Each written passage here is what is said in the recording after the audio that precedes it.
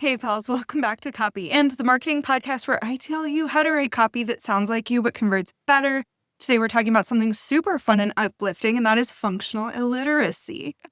So, fun fact about functional illiteracy. We're going to get into what it means and all of that, but did you know that 1 in 5 adults in the US is functionally illiterate? And what I'm going to do a really good job of today, I'm pinky promising myself right now, is that this is not going to get political. We are not playing the blame game. What I do want to do is give you some basic information about functional illiteracy and how to write copy so that every person in your audience understands it. And before you say, Sam, but I'm like you, and my audience is professional service providers and really smart people, so I don't need this. I'm going to ask you to take a pause because we are going to talk about some startling statistics here today. Okay, so 1 in 5 adults in the US is functionally illiterate. And what that comes out to is 43 million people. So if you take public transit, you would get on a bus, divide that thing into about quarters, and the people in the front left quadrant of that bus cannot read their healthcare prescription. If you were to go to a doctor's office and look around the waiting room, there's 4 rows of chairs. I'm thinking like the emergency room in the pit, right? Where they walk out and there's like 100 people in the waiting room. 20 of those 100 people would be handed a pamphlet about their health and not be able to discern what it says. Functionally illiterate doesn't necessarily mean that these people can't go to the grocery store and read granola on the front of a cereal box. It means that these people can typically sound out words. They have a repertoire of words that they can read. They can often even read sentences, or they might be able to catch some of the words at the bottom of the news when they're, say, on the treadmill at the gym. But they cannot reliably use written text to navigate a daily life. So that is, like I said, prescriptions. Pamphlets tend to be written at a 12th grade reading level. And anything that comes from their bank, for example, is probably going to be far above their heads. According to the National Center for Education Statistics, these adults who are functionally illiterate are reading below a 5th grade reading level. So we're often told in marketing to write at an 8th grade reading level or below. Sometimes we do hear 5th grade, but for those of us who are doing a lot of writing, especially people with backgrounds in marketing, journalism, or advertising, where we have to read and write very quickly, it's hard for us to reprogram our brains to say what exactly a 5th grade reading level even is. Also, according to research published by the Barbara Bush Foundation, which you'll remember she was heavily involved in getting the No Child Left Behind Act passed, low literacy rates can cost the U.S. economy up to $2.2 trillion per year with lost productivity and earnings. This is when small mistakes are made because it's not that they can't read, it's that they cannot understand what they are reading and mistakes are made. This is also why so many jobs are taken by AI, because they would rather have the computer make the mistakes than the people making the mistakes. So today I want to talk about what this means for your copy specifically, because if you're a coach, service provider, course creator, and you're writing your website, emails, sales pages, and any other type of sales collateral, there's a solid chance that your copy is harder to read than you think it is. And when that copy is hard to read, it is creating friction, slowing people down, and losing their attention so that people jump off of your pages and either stop shopping or go to shop somewhere else. So by the end of this episode, you're going to understand some more about what the research says about reading levels and marketing, what service providers like you and I often do wrong, and how to audit your own copy so that more people can read it and therefore buy from you. Okay, let's jump in. So first of all, what is functional illiteracy? Because people hear functional illiteracy and they assume it doesn't apply to their audience. Like I mentioned, your audience may be full of professionals. I work with a lot of people who are doctors, attorneys, therapists, people who have multiple certifications in what they do. These are professional services providers. We're business owners, which means we've had to navigate our state's Secretary of State website. Like that is written at a gazillion grade reading level. So you may think that your audience is like you and therefore they can read. And this is not me proving a point to say that you cannot read at the level that you think you do. It's saying that even you, my sweet, sweet listener, read better when the words are simpler. I'll give you another example right now that has nothing to do with copy, is that I'm rereading the Outlander series by Diana Gabaldon. It was eventually turned into a, I think, show or Showtime series with Sam Heughan And between reading each of these novels, because these novels are like 1,000+ pages long each, and there's 8 of them, and it's a goal of mine to read all of them for the first time this year, so I can go back and rewatch the series and then finally watch the series finale.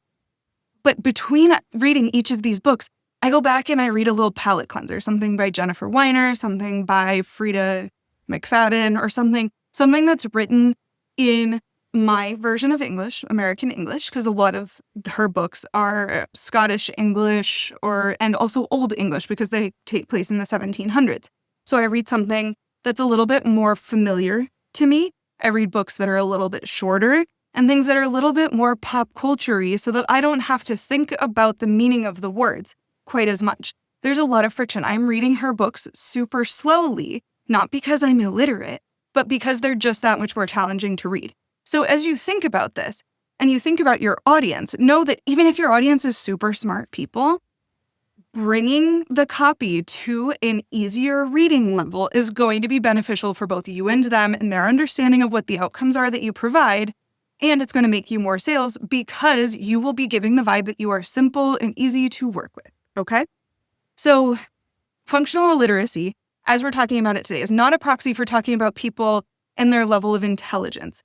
It's rather, functional illiteracy is specifically a measure of reading skill, and reading skill is shaped by a lot of things that have nothing to do with how smart somebody is. Like I said, it could be shaped by something outside of themselves, like the school system they grew up in. If they're even reading English as a first language, you're listening to this in English, so we're assuming that you're writing in English. But there are a lot of outside factors where people were raised, school systems that they were exposed to, reading that they were exposed to growing up, the form of the language, and also learning differences. A lot of people in our audiences have learning disabilities that they may not be aware of. This could include something like ADHD, dyslexia, etc. And in fact, going back to where people were raised and how that affects their literacy level in English specifically, is that the National Center of Education Statistics reported in 2024 that 66%, so 2/3, of low literacy adults in the US were not native-born Americans. So to be clear, this is not an immigrant issue, but it's a language barrier issue. And when we are providing services to people who don't speak English as a first language and we're writing copy to them, it again behooves you to reach more people to have more accessible copy that is written at a simpler reading level. I also, because I was curious, took a look into current education. And youth numbers are not trending in a better direction in the United States. In fact, about 27% of 8th grade students are currently reading below the basic expected reading level. 39% of them are reading below proficient, and that tends to be where education, as far as how to read, starts to level off, because then in high school, anybody who went to school in the US knows that that's less of learning how to read and learning new words. We're not doing spelling bees and language arts as much as we are getting into reading books and discussing like rhetoric classes behind them. So if 39% of 8th graders are reading below a proficiency reading level, those 8th graders are going to turn into adults who are also not reading at a super high reading level. Those people will become your clients in 5 to 10 years when they enter the job corps. So then let's take those individuals and set them aside, the people who are reading below a 5th grade reading level. A study from Nielsen, which is a market research organization, found that the average website visitor reads about 20 to 28% of the words on a page. This typically, from a design standpoint, means that they're reading your headings, things that are bolded, things that specifically call their attention. And those numbers are actually across all visitors regardless of their literacy level. The Literacy Project Foundation puts the average American reading level at about the 7th or 8th grade reading level. So you have people reading at a 7th or 8th grade reading level, reading 20 to 28% of the words on any given page. Marketing copy tends to be written at a 10th grade reading level, and technical copy tends to be written at a 12th grade or higher reading level. Technical copy is going to be something like your bank statements, a pamphlet that you might pick up at the doctor's office or the community center. And marketing copy is going to be written slightly below that. That is things like ads, billboards, things you see on Facebook, and websites. So like I said, technical copy is written 12th or higher. Marketing copy is written at a 10th grade reading level. And yet the average American is reading at a 7th to 8th grade reading level. So most marketing copy is still written above where your reader is currently sitting. So how do we make our copy a little bit simpler? Well, researchers at the American Press Institute found that comprehension drops significantly. Comprehension is what people understand when they're reading. They may understand individual words, but do they understand the message overall? The average reader, their comprehension drops once a sentence goes past 14 words. Under 8 words per sentence, comprehension is nearly perfect. So, this does not mean that you get to do that ChatGPT thing where you say, no fluff, no confusion, just vibes, and have these punchy 2 to 3 word sentences all the gosh darn time. No. However, I do want you to be cognizant when you are writing your copy and you start to see that you're building a paragraph, or if you're writing in Google Docs and it becomes 2 to 3 lines long, that your sentences are likely getting too long and they are probably approaching that 10 to 12th grade reading level when we want to bring it down to closer to about 10 words. This is not gospel. This does not mean you cannot have a sentence over 10 words. It just means this is something to look out for as you're writing your own copy. This also shows up quite a bit in sales pages. Sales pages are where people go to make a decision on if they want to buy from you. They're likely there because they're already warm. They're interested. They either clicked on an ad or an email or someone recommended that they go there. So they have some level of interest when they get there, and they are reading to figure out if this is the best place to part with their money.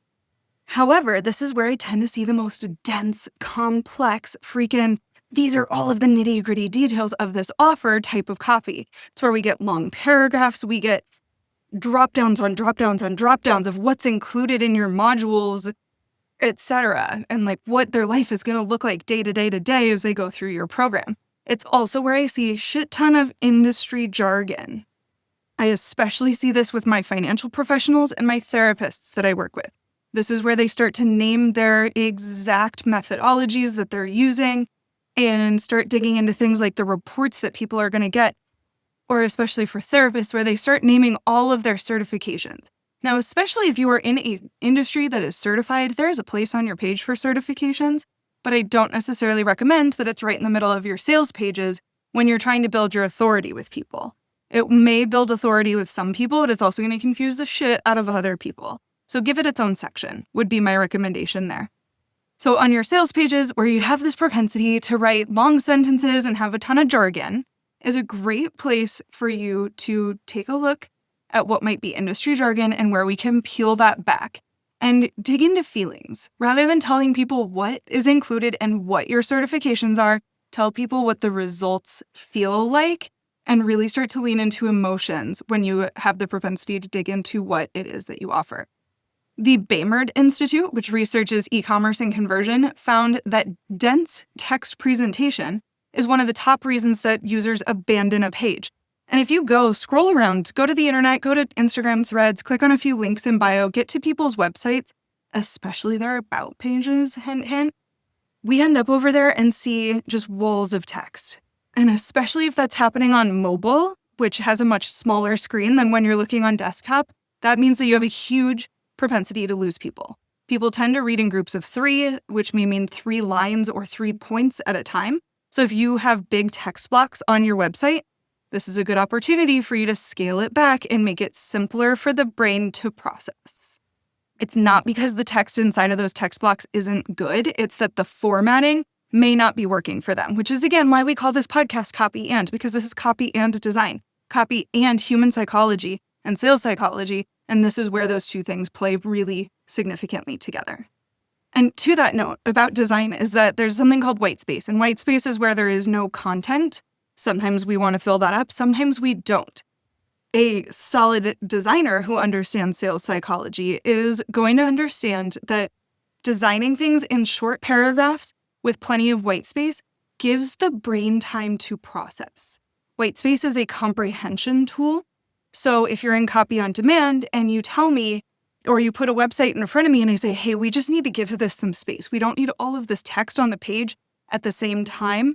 That's an example of me telling you, we need to give people time to process while they're on your site. Give them that millisecond of scrolling as a break from consuming so that they can decide what that text means for them, what that copy really means for them.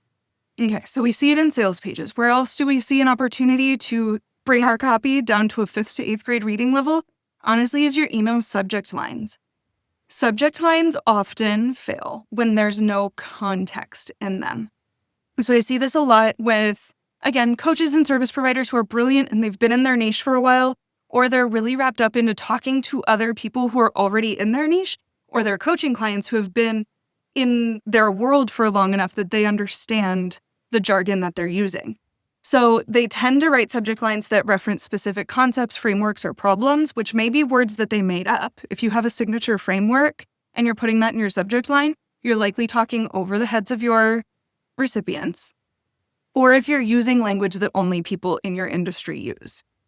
If you're using language that only your warmer audience or people who have paid to be in your world for a while use, you are likely speaking over the heads and beyond the reading comprehension level of your ideal audience for new clients.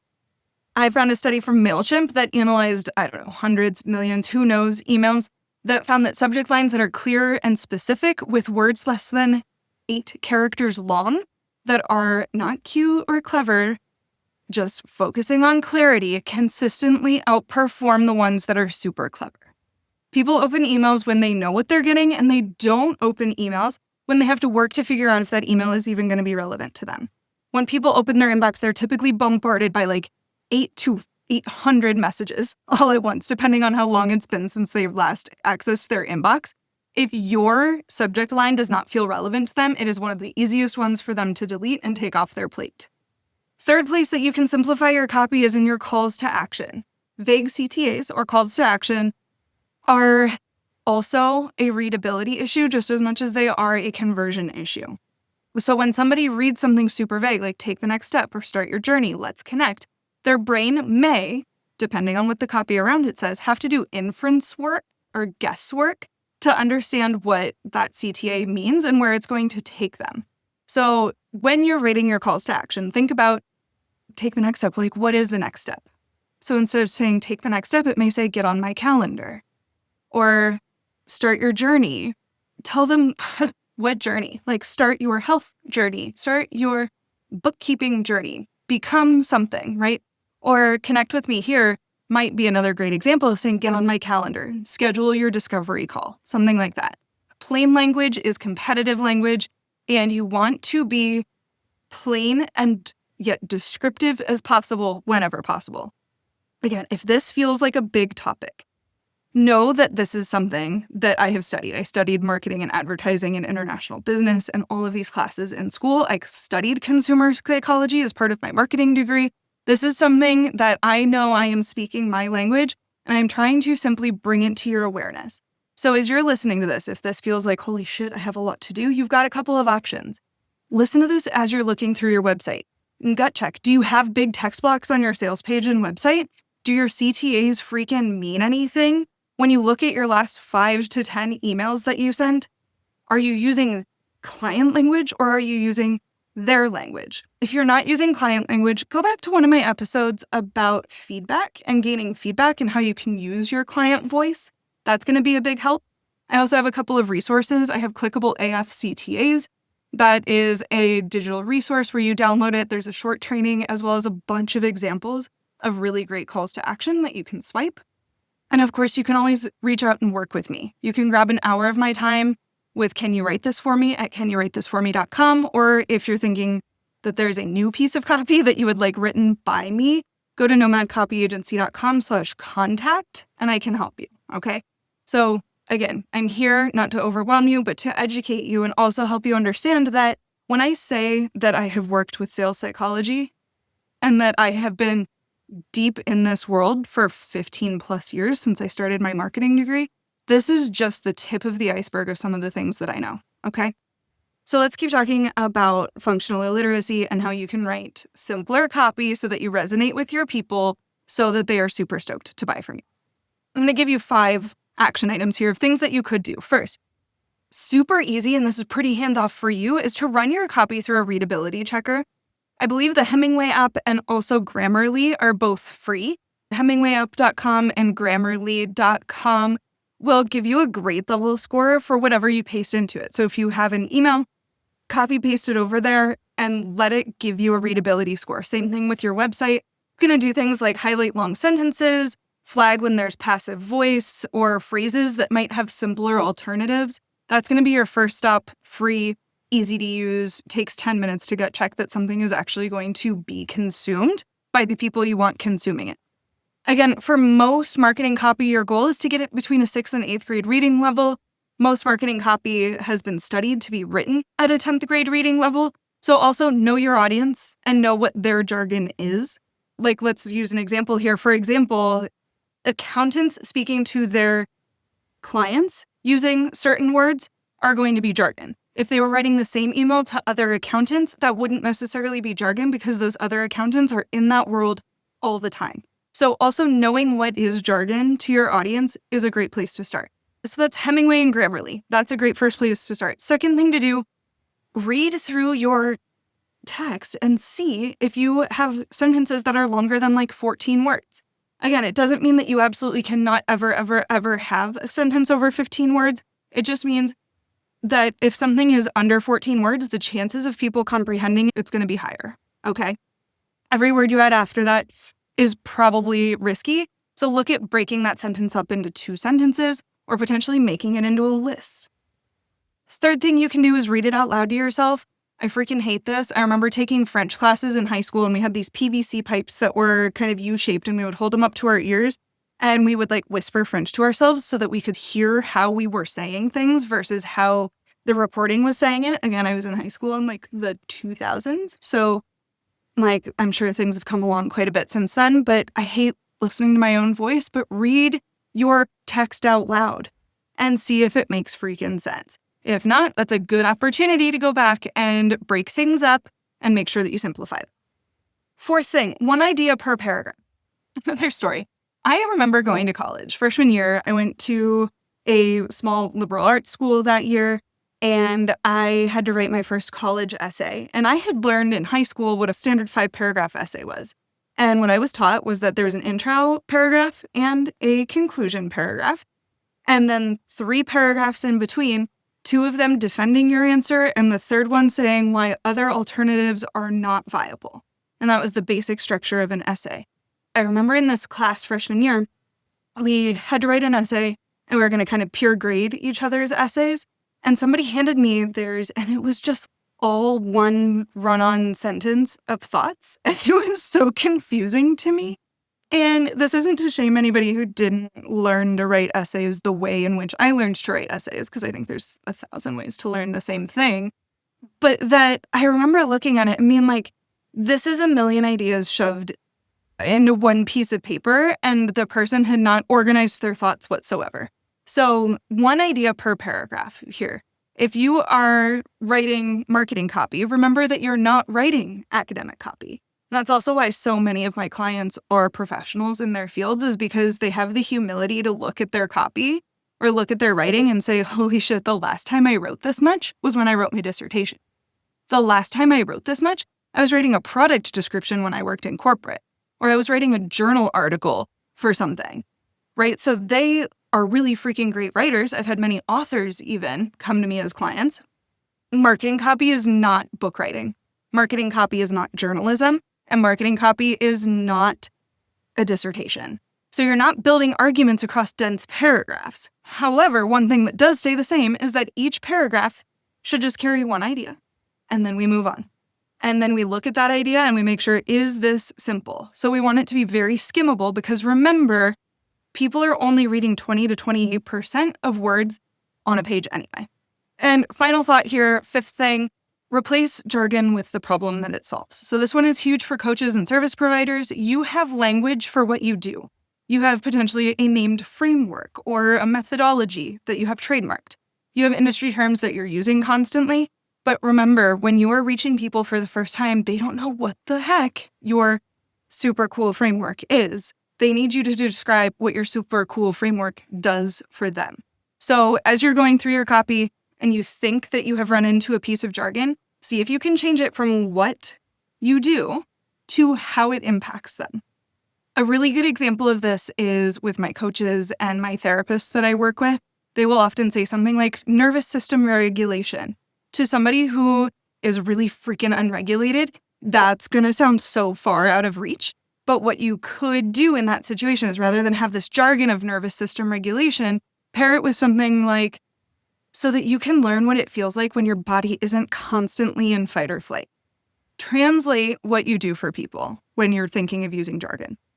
Okay, as we wrap up, I want to touch on one thing because, again, a lot of us work with really freaking smart people. And if you're listening, I think you're really smart. So a worry that I've run into with clients before is, Sam, this is so freaking simple that I don't know if I've lost my credibility.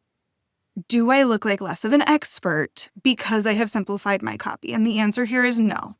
The research does not support the idea that complex language equals expertise to buyers.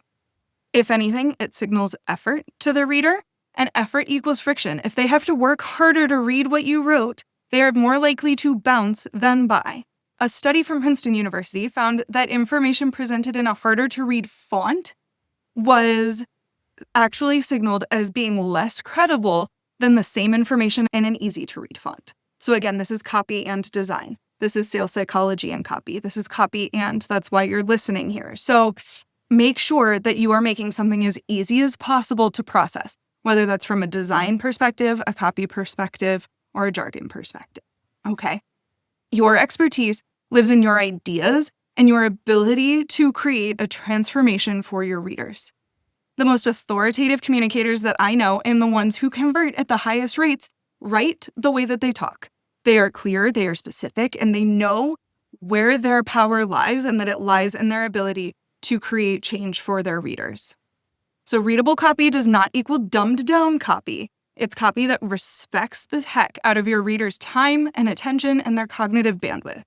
And given that the average person is only reading a fifth to a quarter of your page anyway, you want every single word you write to land. So to recap, 43 million US adults are functionally illiterate. And even if we're assuming that none of your clients fall into that group, it behooves you and your client for you to write simpler so that you are being more respectful of their time and helping them understand exactly how you can help them create the change that you offer in their lives. You are making it so freaking easy and rolling out the red carpet for them to work with you. And to do that, you are making your copy feel simple and understood. If you need help with this, you can reach out to me at nomadcopyagency.com/contact, or you can go to canyoowritethisforme.com. Additionally, I will make sure that my template shop is linked below in case you want to do it yourself, but just with that little bit of help from something that's already written. I hope that you take 10 minutes today to go back and look at your website, look at your emails, and see where you can make them even simpler. And try it in the next email that you write. See if it gets more clicks. See if it gets more opens. And shoot me an email and let me know if that's what you experience. I'll see you next week.